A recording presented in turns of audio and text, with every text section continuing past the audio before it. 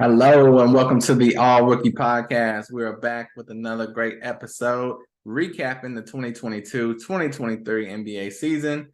And on this episode, we're going to cover the top 20 rookies in this class from this season. So let's get straight to it like it's nothing to it. First, here's my list right here. If you're on YouTube, check it out, the All Rookie Podcast. Number 20, Christian Braun. Brown. It's so hard to remember that. It looks like Braun. It's Brown. And he's white. But anyway, Christian Braun for the Denver Nuggets. Only averaged 5 points per game, 2.5 boards, 1 assist, a half steal per game. But once you get in the weeds of top 20, there's going to be some guys with some low numbers.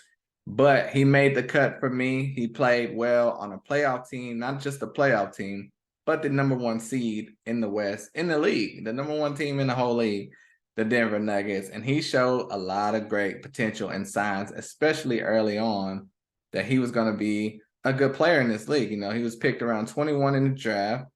So a lot of people, I know in fantasy drafts, people were avoiding him. Everyone was picked in the first round in one of my dynasty drafts before Christian Braun. Guys in the second round were being picked before him because they were like, he's on Denver. He's not going to get to play. Not only did he play, he showed that he fit in and could be a future starter for this team. His career high was 19.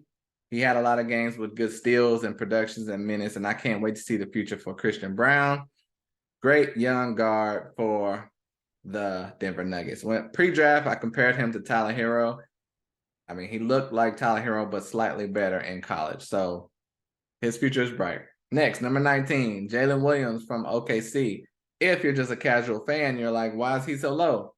But OKC has 2 Jalen Williams. This is the big man, Jalen Williams, for the OKC Thunder. He had nice production this year for OKC, and let's get to it. He averaged only 6 points per game. Like I told you, the numbers are, fluctuating. And he averaged 5 rebounds per game, 1.5 assists, 0.6 steals. Now, like I said, not great numbers, but he only played in 49 games. The first half of the season, he pretty much was in the G League. When he finally got an opportunity to play, which I thought he should have been able to play a lot sooner in the season, he showed signs. He played well. Good rebounding numbers, good production, good defense for the team. He's a great passer. That was one of his best traits coming out of college.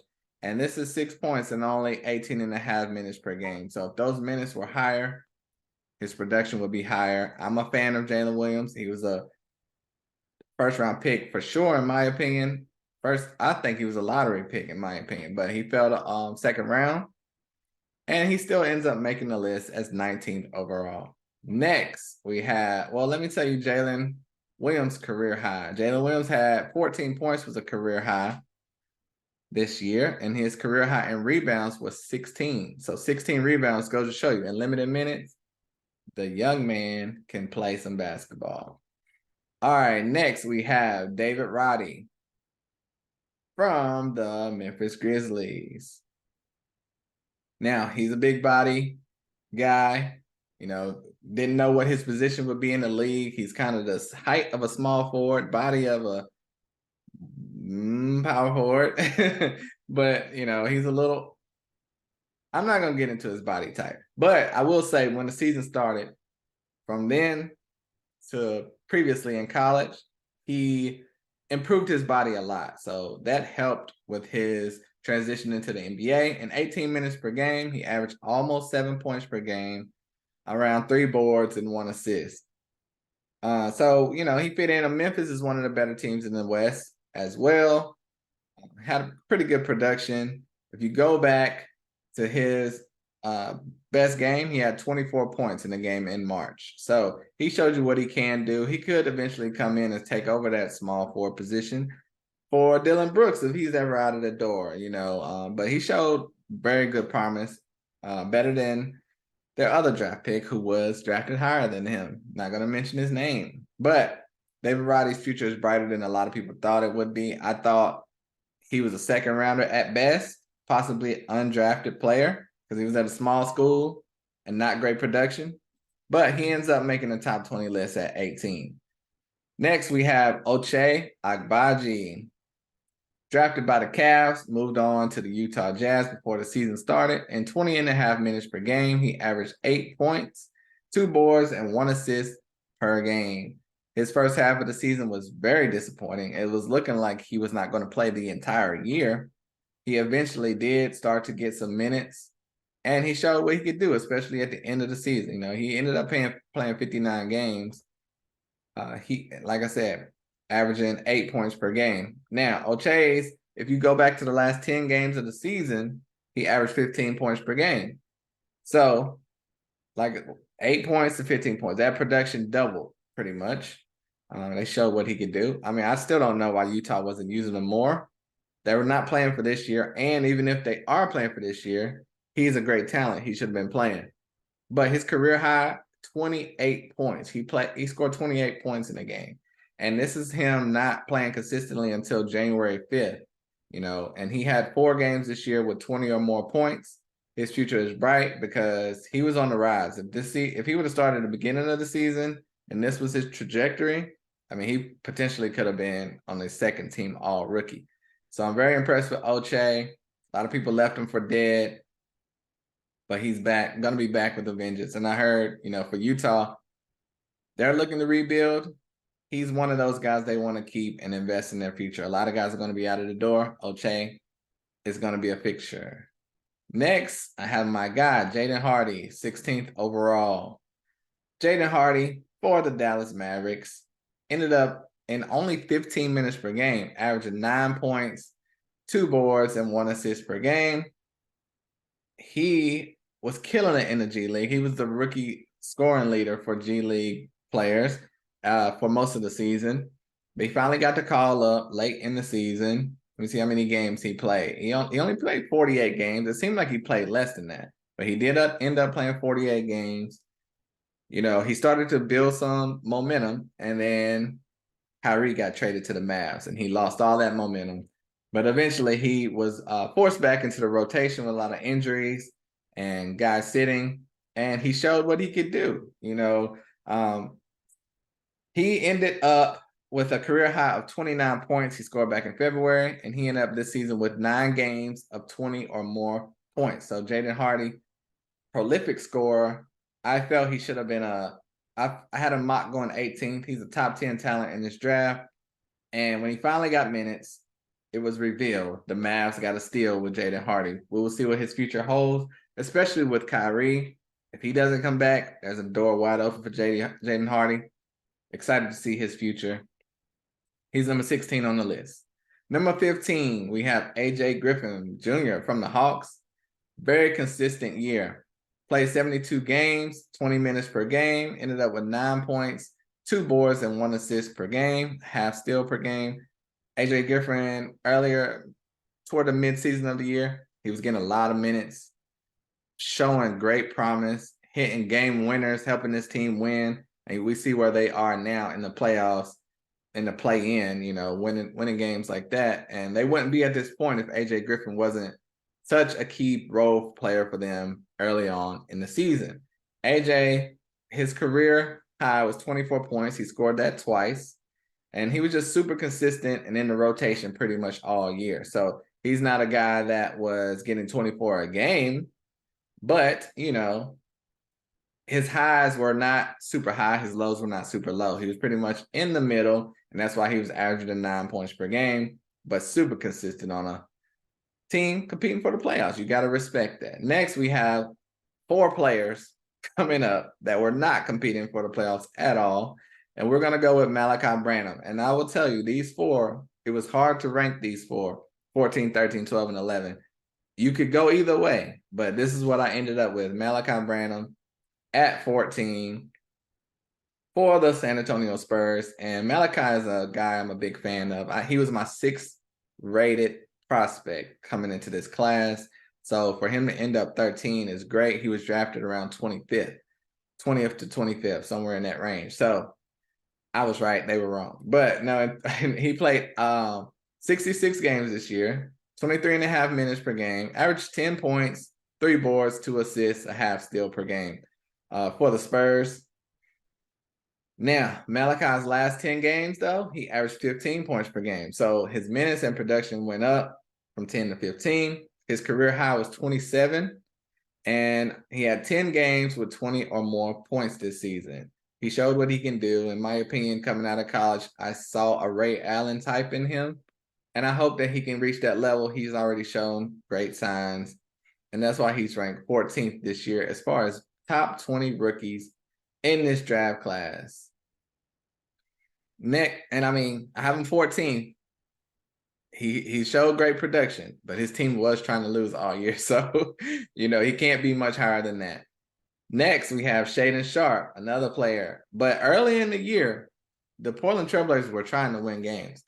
So he was helping this team a lot when they were not trying and when they were trying. Shaedon ended up playing 80 games out of 82. Incredible. 22 minutes per game. He averaged 10 points as well. 3 boards, 1 assist, a half steal per game. His numbers are almost identical to Malachi Branham. But I will say, the last 10 games, he averaged 24 points per game. So, like I said, with AJ Griffin, he scored 24 twice this year. Shaedon's last 10 games, he averaged 24. So it just wasn't consistent enough to have him, for AJ, it wasn't consistent enough. And for Shaedon, it wasn't consistent enough to have him up higher because he wasn't getting the minutes that he was in the last month of the season, all season. But in those last 10 games, not only did he average 24 points per game, he averaged 6 boards and 4 assists. Those are incredible numbers. He had 9 games over 20 points this year. His career high was 30. So I believe his ceiling is definitely higher than anyone on this top 20 to 11 list. It may be higher than a lot of guys in the top 10, but it just wasn't enough to make him crack the top 10.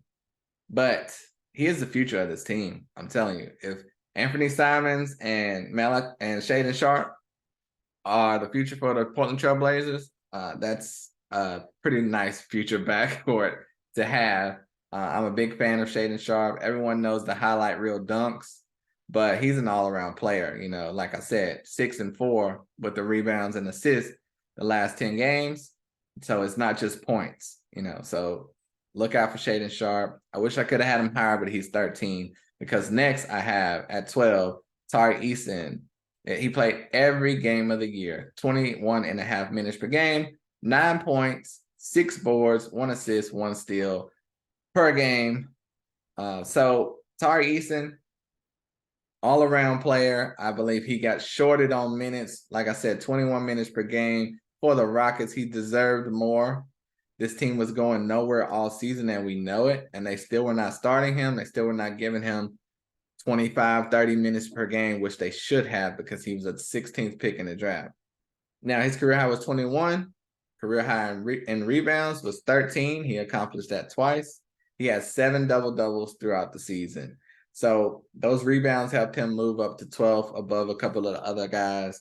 And I'm just a fan of Tari Eason, but I don't know what the Rockets are doing. I hope who they draft, because they will have a top 3 pick, will not affect his minutes because Tari is a player. Next, we have Mark Williams for the Hornets. He would have been higher on this list if he would have been playing early in the season, but the Hornets coach, Steve Clifford, hates rookies. Mark Williams only played 43 games this year. That's almost literally half. And I mean, this team was never in consideration of going anywhere. So, I mean, it was just an epic failure. A lot of fans were calling the Hornets out, like, what are you doing? And looking at Jalen Duren, Walker Kessler as other centers in this class, killing it. And Mark Williams was in the G League, not playing for the Hornets. But when he finally got to play, he ended up averaging 19 minutes per game, 9 points, 7 rebounds per game, and 1 block per game. So, he ended up having a good season. I can't make him any higher because he only played 43 games. But, I mean, if those minutes were 28 instead of 19, you would see a young man averaging a double-double, probably with 2 blocks per game. So the Hornets need to step it up and make the right decision next year, which should be obvious, to get Mark Williams more minutes. And, his career high was 22 points. His career high in rebounds was 20. It's ridiculous. He had 11 double-doubles this year. Great season for Mark Williams. Should have been even better. Now for the top 10. You may already know I did the first and second team all-rookie episode a few days ago. It's the same guys in my top 10 as far as rookies of the season. 10, Jeremy Sochan.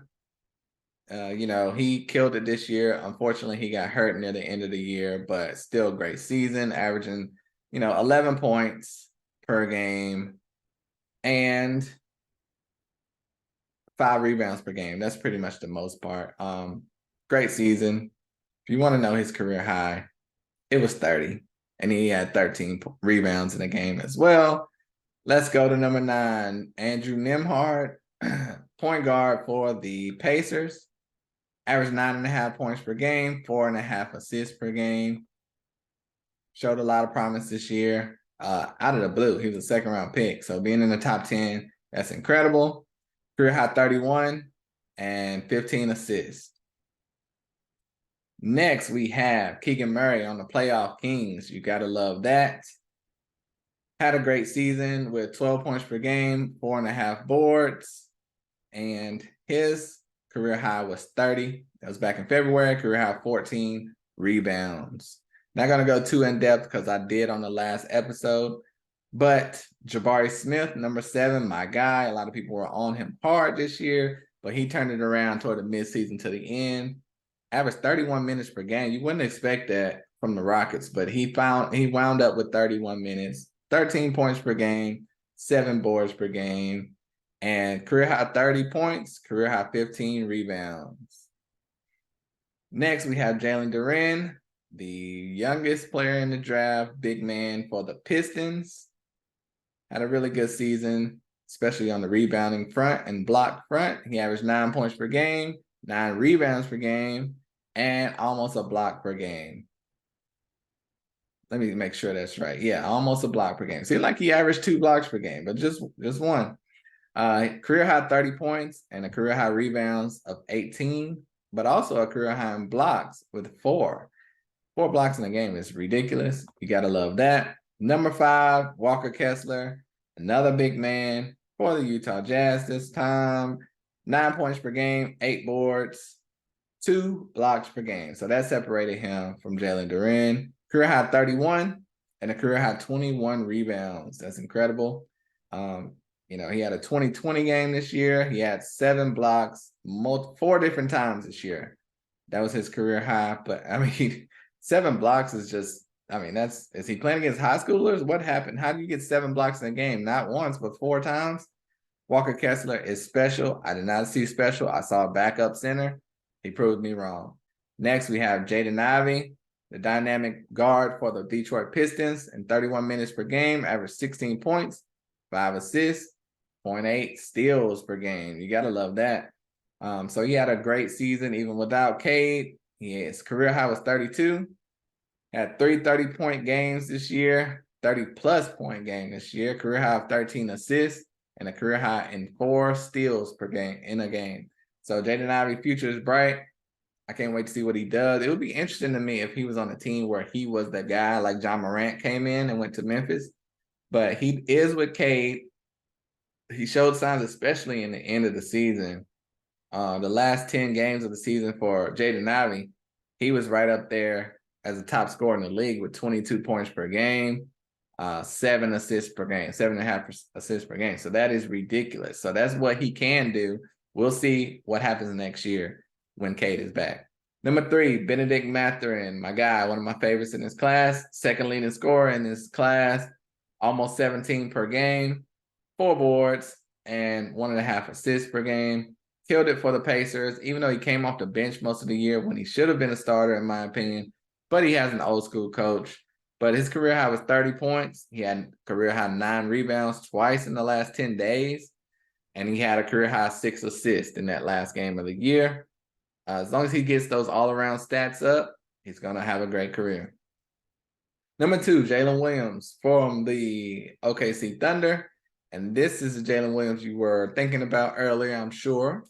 14 points per game, 4.5 boards, 3.3 assists per game, and a steal and a half per game. So that set him above Benedict because he had those all-around numbers.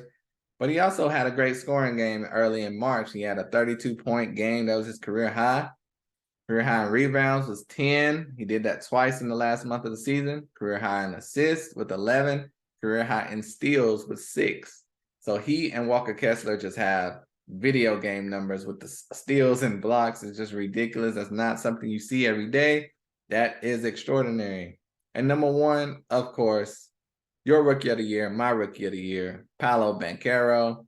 I may do an episode just breaking down his season because I feel he is the rookie of the year. So we will see. But I mean, it's so obvious, I don't know.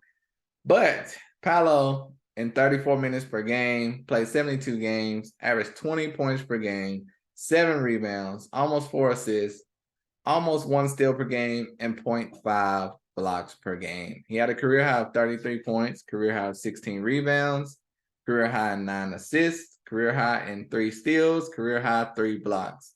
So he has the points and he has every other category where he is very productive in. That makes him your rookie of the year. Averaging 20 points per game as a rookie is special. So that's my top 20 list. Now, if you're listening to the pod, you may have forgotten my list. I'm going to go over them real quick. If you're on YouTube, here's the list. Number 20, Christian Braun from the Nuggets. Number 19, Jalen Williams, big man, OKC. 18, David Roddy, Grizzlies. 17, Ochai Agbaji, Utah. 16, Jaden Hardy, Mavs. 15, AJ Griffin, Hawks. 14, Malachi Branham, Spurs. 13, Shaedon Sharpe, Trailblazers. 12, Tari Eason, Rockets. 11, Mark Williams, Hornets. 10, Jeremy Sohan, Spurs. 9, Andrew Nembhard, Pacers. 8, Keegan Murray, Kings. 7, Jabari Smith, Rockets. 6, Jalen Duren, Pistons. 5, Walker Kessler, Utah. 4, Jaden Ivey, Pistons. 3, Benedict Mathurin, Pacers. 2, Jalen Williams, OKC. And number 1, Paolo Banchero, Orlando Magic. You notice a lot of guys is a lot of teams have 2 players on this list. So that just goes to show you that their future is very bright. And a lot of these guys will still have another draft pick in this class. Who will be the lucky team to get Scoot, Wembanyama, I almost forgot his name, Victor, Amen Thompson. You know, speaking of that draft class, I will be coming up with some scouting reports on those guys coming up soon. This was pretty much my wrap up of 2022-2023 class. It's been a fun one. And unless I do something on Paolo, we're going to get straight into the next class. Stay tuned. Thank you for watching. Thank you for listening to the All Rookie Podcast. Please subscribe for your boy. Please comment. Please like. All that good stuff. Tell a friend to tell a friend about the All Rookie Podcast. I appreciate you all for listening and watching. Till next time, I'm out of here. Peace.